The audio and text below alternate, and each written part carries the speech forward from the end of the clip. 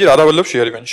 महाराज जी, जीवन में कोई भी अभिलाषा पूर्ण होने पर एक नई अभिलाषा का जन्म हो जाता है। ये मृग तृष्णा कैसे एक ही नहीं होती, एक पूर्ण होने पर कई हो जाती है।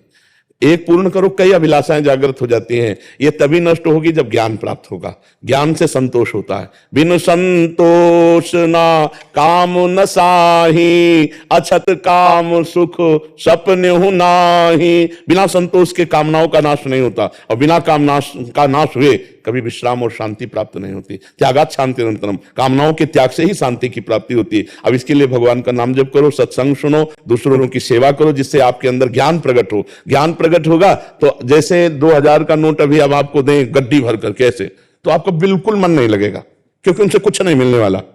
ऐसे ही आपको पूरे धन ऐश्वर्य से घृणा हो जाए, तब आपके अंदर कामनाओं का नाश माना जाएगा। क्योंकि धन के द्वारा भोग सामग्री मिलती है, इसीलिए धन की प्रधानता रहती है।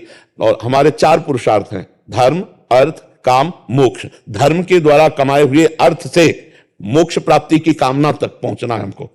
तो हमारी कामनाएं सीमित हो जाएं, हमारी कामनाएं ऐसी हो जाए जो हमें मोक्षाभिलाषी बना दें। उसके लिए पहली बात है धर्म का पालन करना।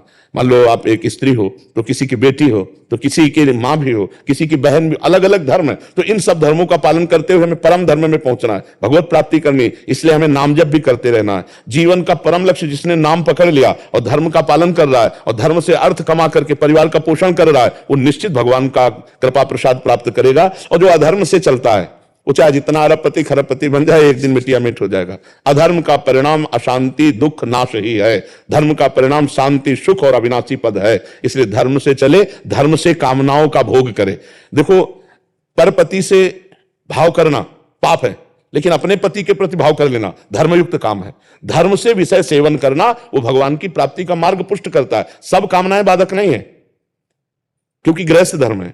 सब कामनाएं बाधक नहीं है। जो कामनाएं भगवान से विमुख करके अधर्म को ले जाए वो बाधक है। और अब जैसे आज अपने ठाकुर जी को खीर का भोग लगाते हैं, आज अपने ठाकुर जी को ऐसी पोशाक पहनाते हैं, आज अपने परिवार को ऐसा, वो भाव आपका बाधक नहीं है, वो साधक है।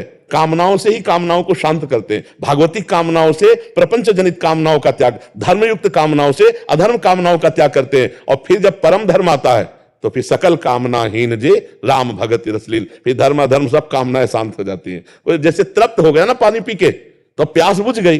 अब जन्म जन्म की जो प्यास आनंद की थी वो भगवान की कृपा से जब बुझी, तो अब कछुनाथ न चाहिए मुझे। जैसे केवट नहीं कह रहा भगवान से, कब? जब भगवान के चरण मिल गए, भगवान का दर्शन किया, तो कह रहा अब कछुनाथ न चाहिए। अरे बोले नहीं, सियाजू की बहुत ये बढ़िया अंगूठी, तो नहीं नाथ, बहुत काल में कीन मंजूरी, आज दिन सब विधि। आज आपके चरणों को पखारने को मिला, अब कुछ नहीं, अब नहीं चाहिए। तो पहले हम धर्ममयी कामनाओं से अधर्म कामनाओं का त्याग करके फिर धर्ममयी कामनाओं को भी भगवान के चरणों में समर्पित करके शांत हो जाते हैं। संतोष रूपी धन आने पर कामनाओं का नाश होता है, और ज्ञान होने पर संतोष होता है। जब तक ज्ञान नहीं होगा तो अज्ञानी जीव को कितना भी मिल जाए वो असंतुष्ट बना रहता है।